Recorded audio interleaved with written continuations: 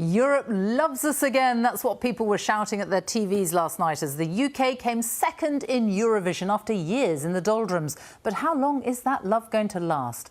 The man who got Brexit done is off to Belfast tomorrow to pick up the pieces of his oven-ready deal. With no functioning government in Northern Ireland and the EU refusing to budge over customs checks, Boris Johnson is on a mission to get Stormont up and running again. Can he do it without risking a trade war that hits us all, just as the cost of living crisis really starts to bite?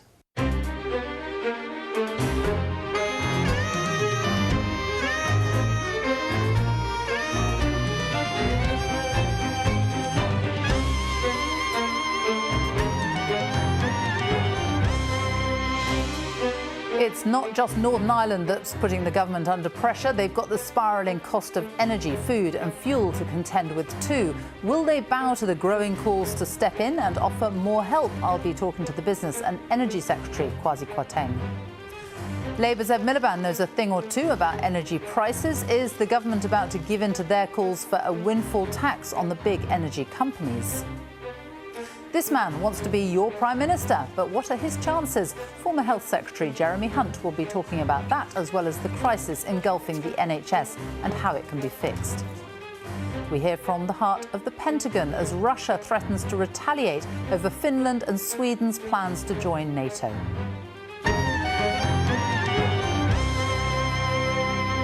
And here with me this morning to review the papers, Daily Mirror editor Alison Phillips and The Sun's deputy political editor Kate Ferguson. But first, the news with Rachel Burden.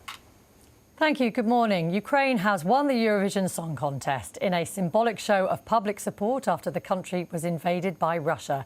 The UK's Sam Ryder came second, its best result for more than 20 years. The UK won the most votes from music industry experts, but when public votes were added, Ukraine leapt to first place. Foreign ministers from NATO countries are resuming talks in Berlin this morning as Finland and Sweden move closer to joining the military alliance. Both countries have seen a surge in public support for membership since Russia invaded Ukraine. Meanwhile, President Zelensky says the situation in Ukraine's Donbass region remains difficult despite a large convoy of Mariupol residents being evacuated to nearby Zaporizhzhia last night. The Prime Minister will tell Northern Ireland's politicians tomorrow to break the political deadlock and restore power sharing at Stormont. The Democratic Unionists have refused to nominate a Deputy First Minister until changes are made to the post-Brexit trading deal. And that's all from me. The next news on BBC One is at 1 o'clock. Back to you, Sophie. Rachel, thank you. Let's have a look at the front pages this morning, starting with the Sunday Express. Rishi, the Chancellor, ready to help on the cost of living crisis is their main story, and they have a short article from him inside. The Sunday Telegraph, their headline, Ministers turn on the Bank of England. This is an unprecedented attack, says the paper, on the independent body as the Chancellor is told to get a grip on the cost of living. The Observer, our crumbling schools, a risk to life. Officials are warning warning number 10. And also West Streeting denies a plan to succeed Starmer is their other main story there. Anger as Liverpool Cup final fans boo William is the main story on the Mail on Sunday. MPs condemn the shameful abuse hurled at Prince William when he shook hands with players. The Sunday Times, their focus on Jeremy Hunt, the former Health Secretary, who will be here talking to us this morning, and his new book, Rogue NHS Requires Major Surgery. Their headline there talks about how the former Health Secretary was shocked to the core by a cover-up culture over avoidable deaths. And the Sun on Sunday, Maddie Monster in secret face-op is their main story. Well, with me to review the papers this morning are Alison Phillips, the editor of the Daily Mirror, and Kate Ferguson from The Sun. Good morning to both of you. Let's start with Eurovision. It's not on the front pages because it was far too late. You stayed up to watch it. It's on a lot of the online editions this morning. What a night for Ukraine, but also for the UK. I know, what a night for Britain. Obviously, it's like the story everyone's talking about, but it's landed too late to make the editions, which is a shame. So we were sort of on the edge of our seats last night as Britain was inching up the leadership board. We looked like we were going to win it at one point, but obviously a huge public vote got Ukraine over ahead of us at the last minute. So very nail-biting. I think I've got no nails left here. I was sort of planning my trip to Eurovision next year. But I think step back, like it's obviously surprised us all that we did so well, given how we usually score and France and Germany at the bottom. I mean, this is unheard of. I know, drama, but but great sort of good news story for Ukraine. Obviously, a huge outpouring of public support for Ukraine. Zelensky this morning saying they're going to do their best to try and host it next year. It could be in Mariupol, which is obviously a city devastated by the war, and it's really sort of one in the eye for Putin. You know, Russia, often associated with Eurovision, do they pull strings to kind of do better? They were kicked out of it this year, and Ukraine have won. So I think that shows where public opinion lies. Let's get on to other issues this morning dominating the papers. Northern Ireland, namely, with the Prime Minister off to Belfast tomorrow. A lot of coverage of this in the papers this morning. Let's start with the Telegraph. Yes, I mean, certainly much less happy news about our relationship with Europe. So, I mean, we know that Boris Johnson is going to Northern Ireland tomorrow. He said he's going to absolutely ensure that government has got to get up and running, we've got to get back into Stormont, got to get things moving. But of course, obviously the DUP still very angry, both at the government here and also at the EU about the protocol. So there's two quite interesting pieces, I think, in the Telegraph today. You've got a piece by Daniel Hannan, who obviously was of Vote Leave fame and has obviously been a Eurosceptic for many years. And he's saying he's criticising the EU, he's blaming the EU, and he makes the point that talking about the protocol that one might argue was something that the Prime Minister had signed up for, and he said that over his dead body would be a border down the Irish Sea. But Daniel Hannan is saying that it was an unequal treaty signed under duress when continuity remainers in Parliament are making it impossible for Britain to leave on better terms. So they're clearly shunting the blame back to Europe for this unfair protocol that cannot be applied. Whereas, meanwhile, then you've got Simon Coveney, the Irish Foreign Minister, who's saying that this is obviously international law and that there's a huge risks to Great Britain if we're seen to undermine international law. And not only that, of course, the risks to the Good Friday Agreement and the peace that we've seen lasting for nearly 25 years. I mean, Kate, it's a very, very interesting week, and you've followed it very closely, the way that the language has changed since the start of the week, and Liz Truss being very confrontational and all this talk about tearing up the agreement. And now we have the Prime Minister who's going in there to sort of apparently calm things down. Yeah, we've seen there's lots of sort of Brexit debates before. In the beginning of the week, we have, it briefed that we're going to see this legislation tearing up parts of the protocol, probably arriving on Tuesday. Time's running out, enough is enough. And by the end of the week, we're seeing a much more conciliatory tone coming out of Number 10. PM obviously going to Northern Ireland tomorrow for these kind of crunch talks with parties over there. I think on the one hand, right, I can't imagine your viewers are that happy that Brexit is back as a discussion. It's complicated. What is the Northern Ireland Protocol? But I think trying to break it down for people, this is important for two reasons. One, if we withdraw unilaterally from it and the EU do decide to punish us, it could spark a trade war right when the cost of living is biting. And that would mean what exactly for consumers? It means higher prices, OK? Tariffs or extra checks mean higher prices. That is bad. No one wants that. And you can see from the briefing today, Number 10 don't want that either. But on the other hand, you have a constitutional crisis in Northern Ireland. Unionists not going into the power sharing, Stormont's not sitting, and they're saying we will not budge unless and until the protocol goes. So it's not all one-sided. It is a very difficult situation. But there is room for a middle ground as well. I mean, Simon Coveney in this piece very clearly says that there are ways of making this work. It's not an either-or situation. And then Sinn Féin yesterday came out and said that they felt that DUP and the British government were working together to try and force the EU into this situation. So there are solutions there if Liz Truss and Boris Johnson want to put in the hard work to try and find them. But they need to happen fast, don't they? Because right now Stormont is in paralysis. It absolutely is. And I think it's kind of quite interesting that, I mean, as Kate says, at the start of the week we've got Liz Truss being really, really tough, and now Boris Johnson's sort of riding in to sort of say, no, I'm sure that there's some... And interesting, there's some other briefings in the papers today against Liz Truss. It's almost like there's an attempt to undermine her work at the moment. Let's talk about the front page of the Sunday Telegraph. Here, the ministers turning on the Bank of England. It feels like a sort of blame game. Yeah, so we've got the cost of living crisis, so let the blame game begin, really, isn't it? The Bank of England governor is up before committee in Parliament this week, and this is a little sniff of what we might see thrown at him.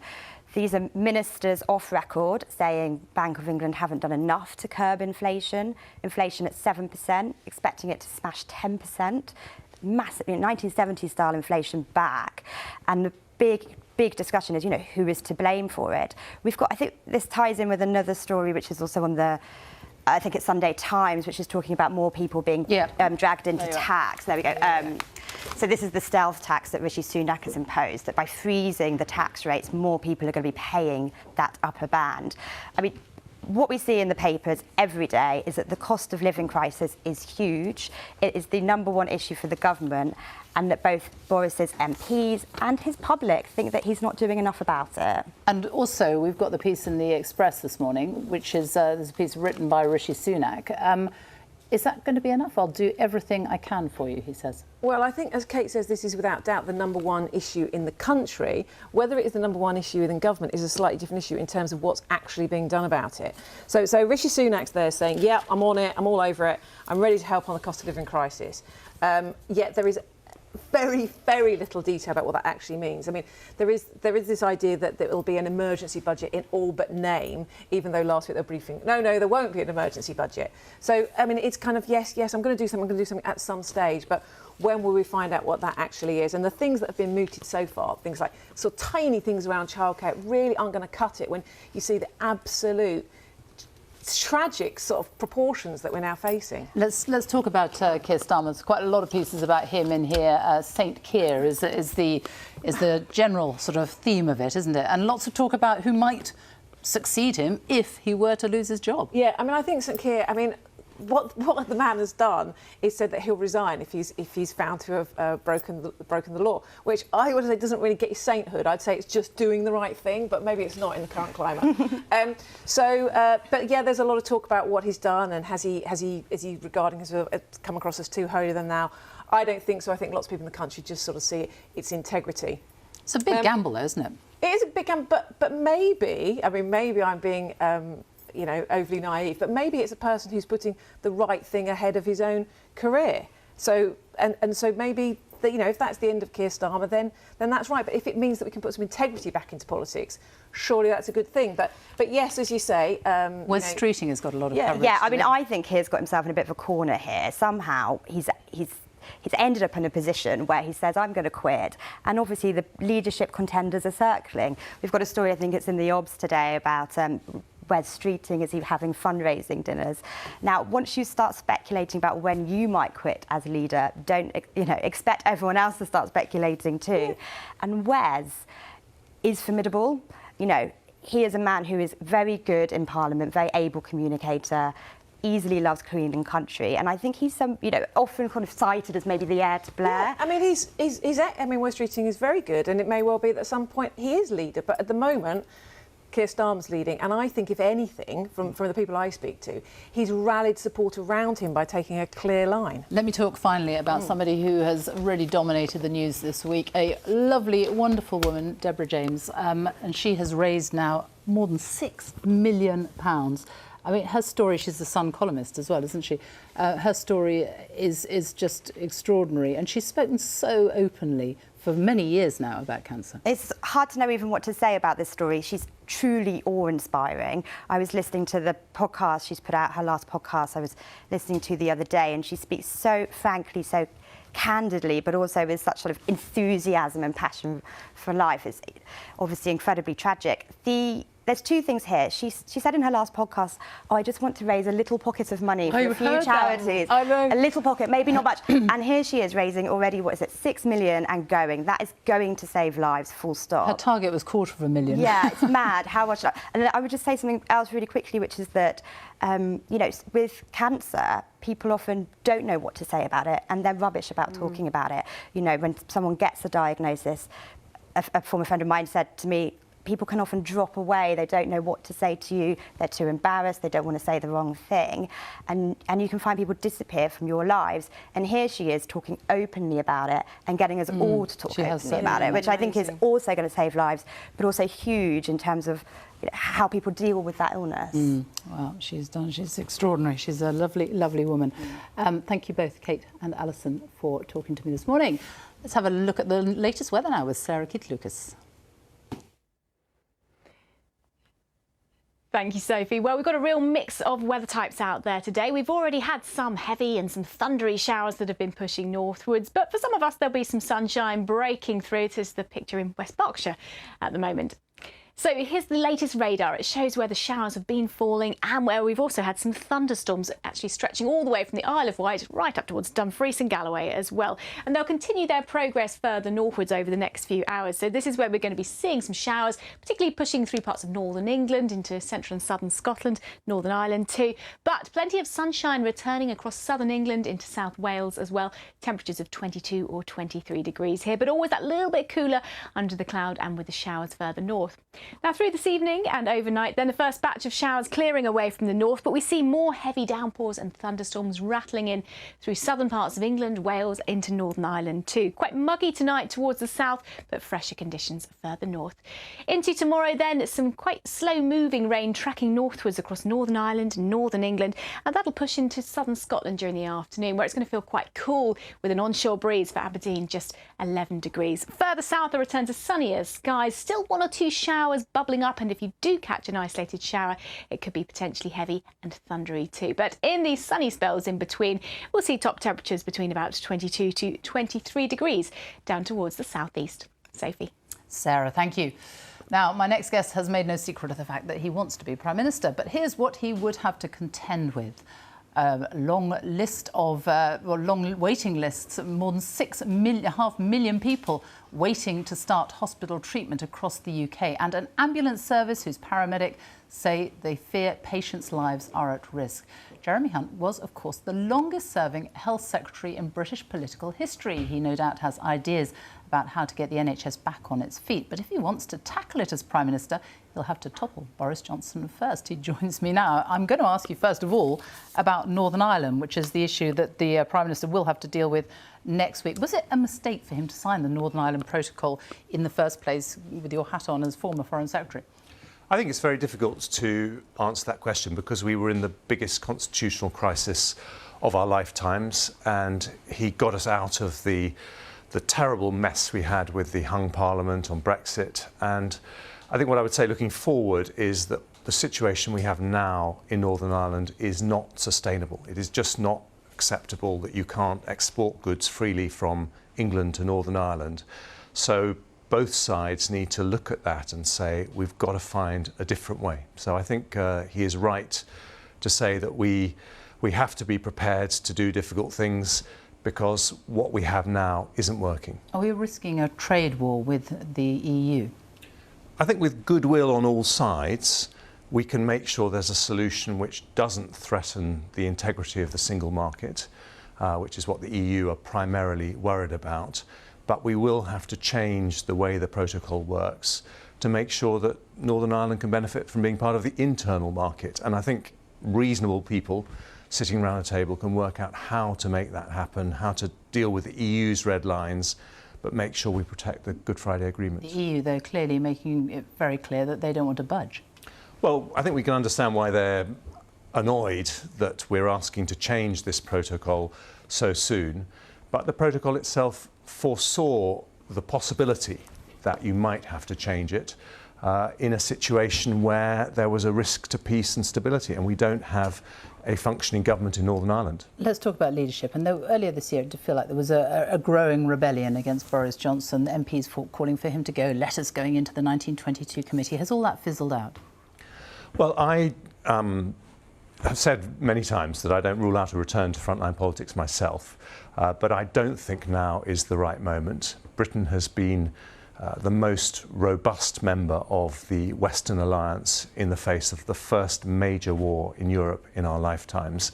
And I think the only person who would rejoice if we had a hiatus of several months in the leadership in Britain would be Vladimir Putin. So I don't think this is the moment for those discussions. But the Prime Minister's been fined for breaking COVID laws. He wrote, we've got all these fines, more than 100 issued overall, a bad set of local election results. If Tory MPs aren't willing to remove him now, or to try and remove him now, what could ever push him over the edge? Well, I think it would be a mistake to say that the local election results were just mid-term blues. The reason people vote Conservative is because they want economic growth, they want sound money, they want the prospect of lower taxes for their families, None of those things are true at the moment, so the absolute priority for the government must be to change from a high inflation, low growth economy to a low inflation, high growth economy. And by the way, for the NHS, which I know we're going to talk about, that is incredibly important because the NHS depends on that for its revenues. Is Boris Johnson the best person for the job, or is there a better person who could do it? Well, I hope he can turn things round because, as I say, I don't think this is the moment for a leadership contest. But I would say this, I think the outcome of the next election will be decided not on personalities, but on which party has the best long-term plans. How do we defend democracy in a world where China is a bigger economy than the United States? How do we spread wealth? How do we fix the long-term problems in the NHS? And that's what I hope to contribute to with my book, which I hope we might have a moment to talk about. But is your message this morning that the party must back the Prime Minister? I think we do need to back the Prime Minister in the situation we're in now. This is... But not necessarily long term. When you look at the situation, when you look at the reports that the BBC have been broadcasting from Mariupol, it's impossible not to put things in perspective. Well, I say I hope we can turn things around under the Prime Minister's leadership. Into the next election? Is he the best person to lead the party into the next election? I very much hope so. You hope so? You don't hope to be doing it yourself? Well, I know you would like to create a suggestion that I would want something different, but I really hope we can. But I do also hope we recognise that in order to do that, we have a big mountain to climb in terms of winning back the support of many of our core voters, not just in the south of England, but particularly in the south of England, who are very concerned at the situation we're in. Is Boris Johnson an honest man? I think that talking about personalities is not a helpful thing to do when I've just said... It's a simple question, but it's not a helpful thing to do when I've just said that I think we need to recognise the international situation is very serious and we need strong leadership from the Prime Minister we have. Let's talk about the health service, and you have written a book about it, about your time. You were the longest serving health secretary. You've called it a rogue system in the book. What did you mean? I think it's important to say that the vast majority of NHS care is absolutely brilliant. Last year I broke my elbow. It was fixed thanks to a brilliant NHS surgeon and physio. I had my three children were born thanks to the NHS. But given our national commitment to the NHS, we should want it to be the safest, highest quality care anywhere. And it isn't always. And this book asks how we could make it that way. And I talk about some things that people have heard of, like the need to train more doctors, but other things that are perhaps less talked about, like the blame culture we have, which makes it incredibly difficult for doctors, nurses, midwives to speak openly when things go wrong, which makes it's very, very difficult to learn from mistakes. And your book focuses on the time pre-pandemic, and you look at what's happening now, and these huge waiting lists, more than 6.5 million people across the UK waiting for operations. There's stories of people waiting for 12 hours in A&E, people waiting for ambulances that don't come. Is the NHS on the brink of collapse? No, I don't think that's fair, but it's very, very serious. And doctors, nurses, people on the front line are run ragged by the intensity of work.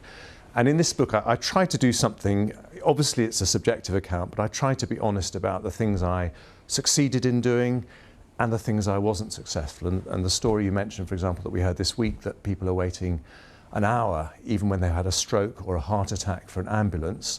One of the root causes of that was something I didn't manage to do, which is to get a long-term plan and long-term funding for the social care system in the way I did succeed for the NHS. But obviously if you can't discharge people from hospitals into the care system, then hospitals don't have the capacity to deal with people who come in an emergency, and that remains an unsolved problem. One of the big problems is staffing and the numbers of doctors, the numbers of nurses. Has Brexit made it harder to staff the NHS and to staff the social care system?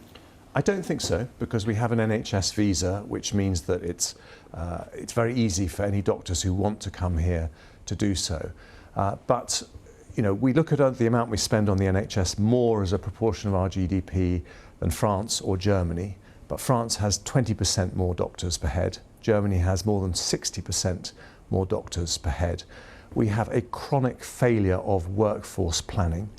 When I was Health Secretary, we set up 5 new medical schools. We increased the number of doctors, nurses, midwives we train, but we need to do much, much more. And I think that would be the biggest single thing that could relieve pressure for people on the front line who are so stressed at the moment would be to sort out that workforce planning. You look at the amount of government spending that goes into health, it's 35%. At some point, do we have to start or stop just giving the NHS more and more money and start thinking about different ways to fund it? Well, I look at that in this book and I conclude that it's a rabbit hole, actually, because given the ageing population, the brilliant new medicines that are coming on stream, everyone is going to pay more for their health and care. If you're in America, you're going to pay more with your insurance policy. If you're in Holland or Germany, you'll pay more through your social insurance. If you're in Britain or Ireland, you'll pay more through your taxes. And the question really is not how you fund it, but how you get the best quality care. One of the things I conclude in this book, which is something we used to do in the NHS, we've stopped doing, is that we need, as soon as we have more GPs, to go back to everyone having their own family doctor, because we know that means people are less likely to need to go to hospital. Jeremy Hunt, we'll have to leave it there, but thank you very much for joining me this morning. Thank you. Now, Russia's retreat continues. It's pulled its troops out of Ukraine's second city, Kharkiv, but in the Donbass, attacks intensify. Now, NATO is strengthening its defences as Finland and Sweden move closer to full membership. Russia has threatened to retaliate, but what does that mean? And what would the Americans do? The man who knows what the Pentagon is thinking is its spokesman, John Kirby. And I spoke to him on Friday and asked him how much of a risk Finland and Sweden are taking. These are national decisions, sovereign decisions that Sweden and Finland have to make, and it'll be a process with the alliance. No other nation gets to veto what a sovereign state wants to do in terms of its alliances and its associations. No other country gets to veto that, and this rhetoric coming out of Russia clearly concerning, and everybody will have to look at it and take it seriously. But it's not up to Russia to determine whether Finland or Sweden become NATO allies. It's up to the people of Finland and the people of Sweden. And if Finland or Sweden were attacked, would you send troops to defend them? I don't want to get into hypotheticals and speculate because there's no reason for that to occur. Finland and Sweden have very modern militaries. They're militaries that we are comfortable working with. We exercise with them routinely. If in the period of their application to NATO and their accession to NATO, they would need some additional capabilities or support, we feel comfortable here in the United States that we have that kind of relationship with both nations that we would be able to provide some additional support if needed. When you look at what's happening in eastern Ukraine, the Donbass, who is winning the battle there? It is goes back and forth on almost on any given day. We've assessed, over the last 24, 48 hours, that Russia's progress continues to be slow and uneven. They have made some incremental gains in the northern part of the Donbass, but they have been resisted very, very stiffly and capably by the Ukrainian armed forces. So they are definitely behind the schedule that we think they wanted to achieve by now, at least a couple of weeks, if not more. And they have not been able to make the kinds of strategic gains that we believe that they want to make. So the fighting is it's very active on any given day. It goes back and forth with towns and villages almost changing hands periodically. And again, we believe that the Ukrainians have been able to prevent the Russians from achieving their strategic objectives there. We have seen reports of terrible morale amongst Russian troops, kit that doesn't work, soldiers sabotaging their vehicles so they don't have to go back to the front line. Is that true? We have seen anecdotal evidence continue now, actually throughout this entire war now, 78 days, but certainly in the last days and weeks as the fighting is concentrated in the Donbass, of poor unit cohesion, poor leadership, and yes, some morale issues. Now, look, we don't have a perfect sense of visibility over every Russian unit, but anecdotally, we continue to see them have unit cohesion and morale problems. A few days ago, you were talking about Russia's tactics at a press briefing, and you got emotional when you were talking about it. You have spent a lot of time in the military during your lifetime. Why did you get so upset? Because as the question was asked to me about Mr. Putin's psychology, and of course I don't know what his psychology is.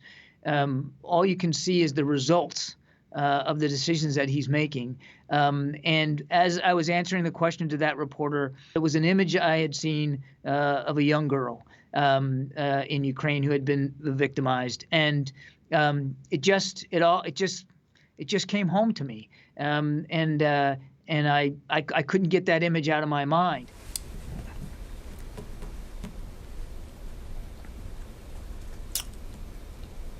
Sorry.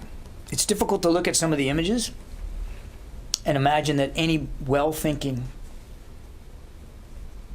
serious, mature leader would do that. So I can't talk to his psychology, but I think we can all speak to his depravity. And I believe that's exactly what this is. It is utter depravity against, again, a population who posed no threat. Ukraine was never posing a threat to anyone, let alone Russia. And the Ukrainian people simply do not know people, but the Ukrainians don't deserve to be treated the way they're being treated by, and just a crushing military brutality by Russian armed forces. And I felt bad that I could not keep my composure in the moment. As a press secretary, you never want to make anything about you. It's about the institution you're representing. But in that moment, that image came to mind, and I was reminded that I am a grandfather of a little girl who was about that age. In that image that was in my head, and I made the association, and I did lose a little bit of my composure, and I apologized for that. That's not what you want to always do as a press secretary, but this war's coming home to people all around the world, your network as well. You're putting these images out for everybody. It's important for the world to be reminded that there is real human suffering going on, and it can stop right now. Did you ever imagine that you'd see anything like this in your lifetime in Europe? I have to say no. That I didn't. No. I mean, my mindset, like so many other people in the American military, we've been so focused on other wars in other places, and certainly the Middle East and then South Asia.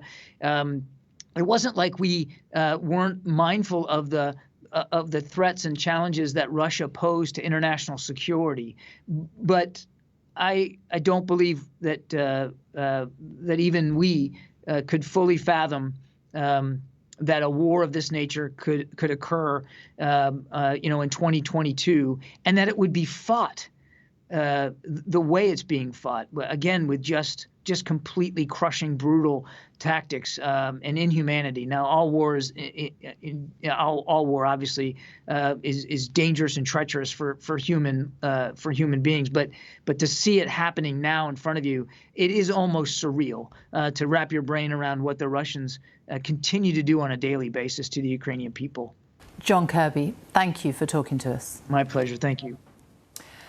Now, Keir Starmer has gambled his political future on the outcome of an investigation by Durham police. But after a set of local election results that didn't exactly set Labour on a path to a stonking majority in the next general election, Beergate could be the least of the party's worries. My next guest knows what it's like to lead a party and lose an election. Can Keir Starmer keep his job and avoid that fate? Ed Miliband joins me now. Good morning. Good morning. Thanks for reminding me. My pleasure. First of all, if Durham police do say that Keir Starmer broke the rules by having that curry, having those beers with colleagues in Durham, but don't fine him, will he still resign anyway? Look, the penalty for breaking the law is a fixed penalty notice. And I think Keir Starmer has certainly done something that Boris Johnson hasn't done. As far as I can see, if Boris Johnson gets multiple fines, he's going to cling on to office. Keir Starmer did not break the rules. He was simply having some food with colleagues at a work. He's working in Durham. I don't believe he's going to be fined, but if he is fined, he says he'll resign. And even if he's just found to have breached the rules, there is a suggestion that Durham police won't necessarily. I don't get that. I don't quite see how that. I don't see how that works. The penalty for breaking the rules is a fixed penalty notice, and he's been very clear about this. And look, it's who Keir is, which is somebody of great decency, great integrity. He looked at the issue when the police investigation was reopened, and he said, "Well, obviously, if I get a fixed penalty notice, I'll go." If he goes, would you have another go? Oh, don't be ridiculous. No, and he's not going. He followed the rules. And, you said at the beginning, Sophie, that mixed set of results. Actually, Keir has brought us back from a terrible defeat in 2019. We made gains across the country, not just Westminster and Wandsworth, but Rossendale and Cumberland, right across Britain, Southampton. Now, where are we at? You know, we're at a staging post. We've shown that we've changed from 2019. We've listened. What I detect in the country is that big mood for change that we saw in the Brexit referendum, that we saw in 2019, partly why Boris Johnson won. I don't think people think the Tories are delivering it and can deliver it. Our job is to show we can deliver that change. And that's the next phase of Keir's leadership. And we're starting to do that on the windfall tax, and maybe we'll come on to that, on the climate investment pledge, about how we can get good jobs as we rise to the climate emergency. But of course there's more to do, but he has made huge progress. But, you know, given all that, you're still only, 5 points ahead in the polls. Shouldn't you be surging ahead? You've got Boris Johnson, who's been fined for breaking his own COVID laws. You've got more than 100 fines in Downing Street and Whitehall. Energy bills, fuel. Yes, but why then is it not translating to the polls? I learnt a lesson from being leader, which is you don't look at the polls. You look at real results that were happening, and those real results showed progress. But look, yes, but that's the point, isn't it? It is progress. That's from a historic defeat, from one of our worst election defeats that we'd ever had. You know, I mean, that is you know, the thing about Keir is that he's somebody not just of decency and integrity, but he has his eyes on the prize. He knew when he took over it was a mountain to climb. We're climbing the mountain, but we've got further to go. You know, what excites me is showing people, you know, I just want to take a step back, because I think what most of your viewers are thinking about is what is happening in this country, which is a social emergency. You know, 7 million people, Sophie, skipping meals in Britain, one of the richest countries in the world, because of rising energy bills, rising inflation. And what we're interested in doing is showing that we've got the solutions to that challenge. But if you've only made progress at this point, and given what we've just been talking about, given what I've said about the Prime Minister and his fines and the situation we are in, you should surely be surging ahead if you are going to win an election. I don't see it that way. Look, people Why would not, because I don't understand. Because the next general election is 2 years away. People are slamming doors in our faces in 2019. People, you know, including in my constituency, people had lost trust in us, and so we had a massive task, and Keir had a massive task. If what you're saying to me is we've got much more to do to win the next election and prove to the British people that we can be the change that I think they need, of course we do, and let's get on to that. But have you got time to do it? There's 2 years at most until a general election? Of course we have. You know, a leader whose future is not even sure at the moment. His future is sure. Look, honestly, you know, I know Keir. He follows the rules. He's going to be our leader at the election, and I believe he can be the next Prime Minister of this country. There are some who criticise you from inside your own party, the left, who say that your ideas at the moment are not big enough. They're not radical enough. Let's talk about the ideas. So we're going to give Conservative MPs, the whole House of Commons, a chance to vote on Tuesday on the windfall tax. I talked about the social emergency in this country. I think it is obscene, frankly, that we have, as a result of soaring energy bills, oil and gas companies making billions of pounds in our country, and the government refuses to put a windfall tax on them. It is shameful. It should shame them. And we're saying to Tory MPs, on Tuesday, in that vote in the House of Commons, that the case for a windfall tax is now unanswerable. You see that across politics, across business. The chair of Tesco calling for it the other day. We're saying to Tory MPs, right, you've got the choice now. You can vote for a windfall tax, or you can explain to your constituents why you are refusing to provide them the help that they need. And every day, let me just make this point, every day that goes by is sleepless nights for millions of people with this government refusing to help. Is the windfall tax radical enough? Because it is a one-off, presumably, unless you're proposing to tax these companies every single year. It's a one-off windfall tax, and it's also something that the government has said it is looking at. Well, they've said, you know, they've said different things every day of the week, frankly. You know, But is it radical enough? That's what I'm asking. Well, in the big picture. It's a really important response to this cost of living crisis. And when you say, is it radical enough? I was in a citizen's advice in my constituency on Friday. Somebody on universal credit just thought there's absolutely no chance of them paying their energy bill. That person will get £600 help under Labour's plan, £200 across the board, £600 help for that, for the woman I met. And that would make a difference there. Now, if you're saying, is that a starting point, is there more? Yes, let me tell you. The 28 billion climate investment pledge that we've put forward, a massive investment in the future of this country, in jobs, in automotive, in steel, in new industries like hydrogen, in insulating homes to cut bills, a 10-year plan, a 10-year mission for this country to rise to the climate emergency and invest in the future. Is that radical? Absolutely, it's radical. Do we need more things like that? Of course we do. OK, but when you talk about the windfall tax, I mean, what happened to the Ed Miliband who was talking about nationalising the energy companies? Well, look, we're looking at the whole issue of common ownership. If you're saying to me, though, is the priority now to nationalise the supply companies? I agree with Keir Starmer. It isn't the priority now. The priority now is deal with the cost of living crisis, invest in the future of this country, have a green energy sprint on onshore wind, on solar, on energy efficiency to cut bills. You see, I think people are asking us, we're facing this emergency. It's a social emergency, which I think, I'm afraid, could become economically really challenging for us as spending power is taken out of the economy. How are you going to respond? And we've got a government that refuses to make the fair choices that we need, like on the windfall tax, like on non-DOMs. Labour will make the fair choices and have a plan for growth to get the wage growth we need in this country. Is nationalising energy companies back on the table? You said it wasn't a priority, but is it back on the table? No, we're not going to nationalise the big six. I don't think that's the right. I think the costs of it are too big. It's not what we're looking at. What we are looking at is across the piece. You see, it's not just the supply companies. We've got generation, we've got the grid, we've got the transmission of energy and electricity. And taking a step back, this is a market that isn't working. But that was your big idea. It was your big idea, wasn't it? So what changed your mind? Was it Keir Starmer? Common ownership can definitely have a role in relation to energy and a range of other things, and that's what we're looking at. But what I'm saying to you is, at this moment, what matters is tackling the cost of living crisis and showing the investment we'll make in the future to get the growth we need as a country and tackle the climate emergency. What about things like the national insurance rise? If you win the next election, are you going to reverse that? We'll set our tax plans at the election. The government shouldn't have had the national insurance rise. And look, why do I say that? It goes to this question of priorities and choices. You see, they're taxing tenants, but not landlords. They're taxing young people at work, but not taxing, but haven't increased taxes on dividends at all. And I think what you see is two things.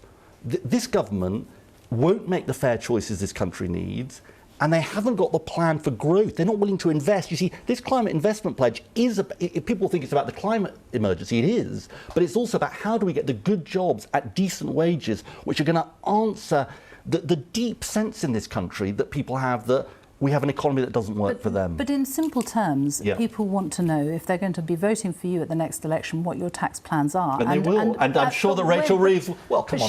She has said exactly to me what you have just said. I'm not going to talk about it now. Well, that's good. We said the same thing. But surely you need to talk about it, to put it and make it clear to people, to the electorate, what your big plans are. But Sophie, you're very experienced in these matters. You know that governments come out with their tax and spending plans right near an election when you know what the fiscal circumstances are going to be, and you'd be saying to me it's not responsible not to, it'll be irresponsible to do anything other than that. But you get a clear sense of where Labour stands, which is for tax fairness. Tax fairness is the issue. So, you know, we would be saying we've got to end the non-DOMs loophole, which is the wrong thing to do in this country. We would be having a windfall tax if we were in government now on the big oil and gas companies. We wouldn't have gone ahead with the national insurance rise. We don't think it's fair. And what about Northern Ireland? What would you be doing in the Prime Minister's situation now? Would you be tearing up the whole agreement? I would not be tearing up an agreement I signed. I would be negotiating. You know, I'm afraid it just proves once again that Boris Johnson is not a serious person about the real issues this country faces. He signed the agreement. He said it was a triumph. He said it was a triumph for the people of Northern Ireland. He refuses to negotiate on things like a veterinary agreement that could make a real difference. Power sharing collapsed 2.5 months ago in Northern Ireland. He's finally getting around actually to going to Northern Ireland. You know, what I hope he doesn't do is try and use Northern Ireland as a political weapon, because that would be absolutely the wrong thing to do. What he needs to do is engage seriously with the people of Northern Ireland and with Europe and find a solution to these issues, not go around making threats. A trade war at this moment of all moments would be the worst thing. Ed Miliband, thank you very much. Thank you. Well, it is 8 days since Sinn Féin made history by becoming the biggest party in Northern Ireland. Sinn Féin's leader, Michelle O'Neill, has the right to be First Minister, but the Democratic Unionist Party are not budging. They won't return to Stormont until the British government sorts out the Northern Ireland Protocol. The agreement governing the post-Brexit trading relationship between Great Britain and Northern Ireland. Boris Johnson's flying to Belfast tomorrow to try to get Stormont up and running again. Until then, paralysis reigns. Well, the Business and Energy Secretary Kwasi Kwarteng joins me now. Good morning. Why did the government sign a Brexit deal that it now wants to tear up? We don't want to tear up the deal. But as in anything, we've got to see how the actual protocol works in practice. when we did the EU deal, there'd been 5 years of debate, 4 years of debate, and we needed to get Brexit done. Now with the protocol, we can see that it isn't working, as Jeremy Hunt said earlier in your programme. He was a Remainer, I'm a Brexiteer. We both recognise that there's a problem with the protocol in terms of ensuring political stability in Northern Ireland. And what we're saying is that we've got to have the right to relook at the protocol. So would you override parts of it? So, and it's important that people realise this. There is an Article 16. I'm not saying that we're going to invoke that necessarily, but there is an article within the protocol that allows people, both parties, us and the EU, to act unilaterally. So it's baked into the agreement, that ability. And I think we have to prioritise political stability in Northern Ireland. That's the most important thing. And if we think the protocol is working against that, we have to relook at it, as Jeremy Hunt said. But we've got stalemate currently in Stormont. Boris Johnson did negotiate this deal. He did sign it. He told us it was a good deal that would allow the UK to leave the EU whole and entire. How did he get it so wrong? Well, he didn't. I mean, we managed to get the treaty over the line. And as you will remember, we had 5 years of complete chaos and paralysis in the House of Commons. We managed to get the deal done through an election victory, and we left the EU, which looked in danger. Now, what's happened is that the protocol isn't working as well as we would like, and we reserve the right to unilaterally relook at it, as the protocol itself allows us to do. But he was warned at the time, wasn't he? People foresaw what would happen. Your own civil servants looked at the deal. They told you that additional documentation would be required on all agri-food goods moving from Great Britain to Northern Ireland. The woman who runs the Northern Ireland Chamber of Commerce took one look at the deal and said it includes a de facto customs border in the Irish Sea. You do begin to wonder whether the only person who didn't see what was coming was the Prime Minister. No, we quite rightly believed that the EU and others would act with goodwill, and that there would be some degree of common sense in the operation of the protocol. So we believed that it would act more smoothly than it has done. And actually, when the facts change, it's quite legitimate to look at what's happening and adapt your policy. And that's what we're looking at with regard to the protocol. You thought it would run more smoothly, but as I said, other people didn't. Why did you think it would when other people, and plenty of other people, were saying? Well, we were assured by both, and it was a mutually agreed treaty, as you know, and we were assured that there would be a degree of flexibility, which we've seen hasn't been forthcoming. And actually, what I would say about this is that there's always a small minority of people in this country who their presumption is that everything the British government does is wrong and everything the EU does is right. It's not as simple as that. We've had to negotiate, we've had to work this protocol, and we practically can see that there are many people in Northern Ireland who frankly don't think it's working. And if that's the case, we have to be able to relook at it. But you say that, but if it is such a terrible thing, if it's such a disaster, why do most people who live there not mind it? Well, I disagree with that. I think the polling I've seen suggests that a majority of people, particularly businesses, I mean, that's the people I speak to a lot, business operators, are saying that the protocol is difficult. It has impeded certainly the flow of trade from England, the UK to Northern Ireland. I mean, Great Britain, sorry, I should say, to Northern Ireland. Northern Ireland, of course, is as much a part of the UK as Cornwall or Carlisle. But they're saying it isn't working, and if it isn't working, we've got to be pragmatic. We've got to say, look at the protocol and say, why isn't it working? And if need be, we should be acting unilaterally. But most people who voted for parties in the elections last week, or the week before, they want to keep it, don't they? The most people who voted for parties were the parties that wanted to keep it. And polling shows it's nowhere near the top of concern for voters. Actually, what is concerning the most is cost of living and the state of the health service in the NHS. The long, long waiting list, longer than anywhere else in the United Kingdom.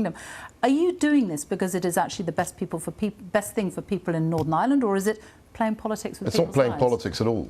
If you look at where we are with Northern Ireland, we've got a system, an executive that hasn't met for 2.5 months.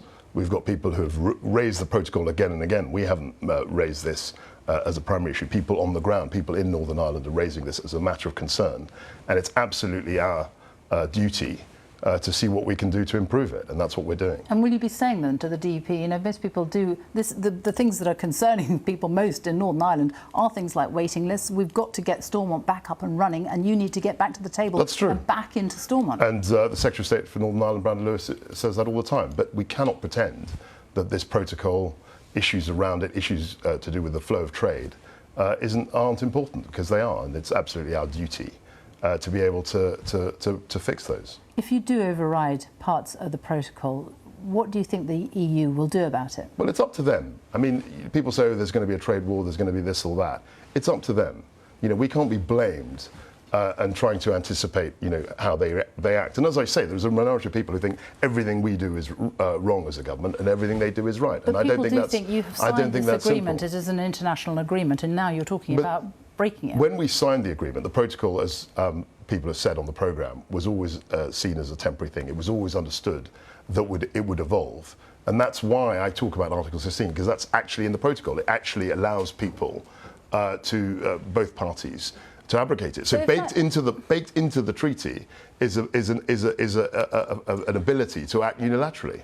But if that is the case, why is the EU so up in arms? If it was understood that this was something that would move as we went along, why is the EU so up in arms and saying we're not going to move? This is an agreement you signed. So I've been told for years that they wouldn't move on things. We were told that we would never get a treaty done. We were told that there was going to be no deal. We were told that they weren't going to move, and they did show flexibility. They have shown some flexibility. It's just in this case, we want to re-examine the protocol. Do businesses need to start preparing for a trade war? No, I don't think there's going to be a trade war, Sophie. I don't think that's something what they're talking about, though, isn't it? They're talking about retaliation. They're talking about action that they would take. There's a lot of talk, as we've seen over the last 6 years. The vote happened 6 years ago, and there's been a lot of talk, a lot of threats about what the EU will or won't do. That's up to them. As far as I'm concerned, our primary duty as the British government is to look after political stability in Northern Ireland, and if that means re-looking at the protocol, we absolutely have to do that. But if there were a trade war, just be clear about what it would mean to people. So I'm not talking about a trade war. I don't agree with the premise of your question. I don't agree with the premise of your question. I think this talk of trade war is irresponsible, and I think it's completely getting ahead of ourselves. It's not me that's getting raising ahead of it. ourselves. It's the European Union that's been talking about it. It's up to the EU. We think it would be completely self-defeating if they went into a trade war, but that's up to them. What I'm concerned about as a British minister is the political stability in Northern Ireland. That's what I'm working with colleagues in Cabinet to preserve. And if we feel, as we are inclined to, that the protocol is undermining political stability in Northern Ireland, it's absolutely our duty to re-look at it and see what we can do to change it and fix it. But you say that it's irresponsible talking about trade wars, that you don't think it is going to happen. It doesn't really reassure businesses, though, because that's the government here. We've got the EU saying other things. So I talk to businesses a lot. I visited Northern Ireland only a few months ago, and the businesses I spoke to raised real concerns about the flow of trade and about the effects of the protocol. And so I thought, speaking to them, that it would be my job and my colleagues' job in Cabinet to relook at the protocol. That's what we're focused on. Are you willing to break international law to get this fixed? I don't understand why everyone is talking about a trade war when it is. Are you willing to break international law? My primary responsibility as someone serving in a British government is to ensure the political stability of Northern Ireland. That's my. So you are willing to break it to ensure that? You're saying that that's what we're doing. I'm asking. Different lawyers have different opinions as to what the effect of our action will be. It's not something which is written in stone. People have different views on it. All I'm saying is that our number one priority is to ensure political stability in Northern Ireland. And if that means re-looking at the protocol, then so be it. And if that means breaking international law, so be it. Well, I'm not saying that we're doing that. You're the one who's suggesting we're breaking international law. I can point to lots of different views from experts which contradict each other. My sole focus is not to be involved in a legal debate. My sole focus is to make sure that the flow of trade runs smoothly in Northern Ireland and north-south and, of course, east-west from the island of Great Britain to Northern Ireland. Are we heading for a recession? Again, I don't think we necessarily are. I don't think that that's something which I think is on the horizon. But there's no doubt there's a challenging times. It is a global crisis. The inflation that we're experiencing is a global phenomenon. But we're dealing with it as best as we can here in the UK. Should the Bank of England have acted sooner to dampen down inflation? So I'm one of those people who thinks the Bank of England is a great institution, and the key part of its remit is the fact that it's independent. It has a target, an inflationary target of keeping it at 2%. As I've said, it's very difficult now to get it back to 2%. Most countries in the world are running a high single digit, some even double-digit inflation. But they've done a very good job. But should they have acted sooner? It's very easy with hindsight to say that they could have done this or they could have done that. All I know is that Andrew Bailey is a very respected, very capable central bank governor, and he's doing all he can to deal with this issue. The Chancellor Rishi Sunak has written in the Express today that he stands ready to help people with the cost of living crisis. What does he mean? That's absolutely right, what he's done. And he's done that all throughout his chancellorship. People forget this, but he was the one who came up with the furlough scheme. He was the one who supported the economy right through COVID to an extraordinary extent. And then again, at the beginning of this year, he made a commitment of £9 billion to help people with bills, £150 off council tax bands A to D, £200 this autumn. And he said repeatedly, as the Prime Minister has said, that he's ready to do more if necessary. But we've got to see what the economic impacts of things like the war in Ukraine are. What about taxes? Could he cut taxes? That's what a lot of people are calling for, and soon. So he said that there would be a 1p tax rate cut in income tax in 2024. And he's looking, as he said earlier last week, he's not ruling anything in or out. And talking of ruling anything in or out, you heard Ed Miliband there talking about windfall tax. You were on a couple of weeks ago, I was asking you about that. Sure. You said you didn't want to put a windfall tax on the energy companies. You said it was up to the Chancellor. The oil and gas companies. It's important that we distinguish energy suppliers absolutely from, who don't make much money from oil and gas companies which the are likes very successful. of BP who are making billions and billions of pounds of profit. You said at the time that it was up to the Chancellor. You must have spoken to him since then. Is this an idea that is becoming more favourable in government? So to repeat what he said, and every Chancellor I've known has said this, he's not going to take anything off the table 4 months ahead of a budget. It would be irresponsible for him to do that. From my own view, I think, and I've said this on the programme and publicly many times, I don't believe in windfall taxes, because what you're taxing is investment in jobs, you're taxing investments in wealth creation, you're taxing investment in new technologies such as hydrogen and carbon capture. And that's what we want to see. We want to see more investment. We don't want to see taxes which essentially act against any incentive to invest. But you've got the CEO of BP who has said just last week, Bernard Looney, said that investments, a windfall tax would not change his investment plan. So what's the argument against it? So I think what he was referring to is things that have already happened. But clearly in terms of future investments, of course a windfall tax would affect that. Of course a windfall tax would be a deterrent to trying to use the resources we have to employ more people, to upskill our workforce. I think it would be a bad idea. And these are ideas that are old ideas. I mean, I'm not surprised that a Labour frontbencher is saying we should put up taxes. That's not something that's new to me. Let me ask you something on a very, very different subject, Eurovision. Did you watch it? Yeah, I saw bits of it. I didn't see the whole thing, but I know what happened. And I enjoyed what I saw, but I didn't see all of it. Ukraine, obviously the victors. The UK, unbelievably, came second. Yeah. Finally, Europe loves us again. If Ukraine is unable to host Eurovision next year, would you like the UK to do it? Of course, it would be an honour for us to host it, but I'm very clear that President Zelensky is fully confident that Ukraine will be able to host the contest next year, and I look forward to watching it there. Kwasi Kwarteng, thank you very much for joining me. And that's it from us. See you again next Sunday. Goodbye.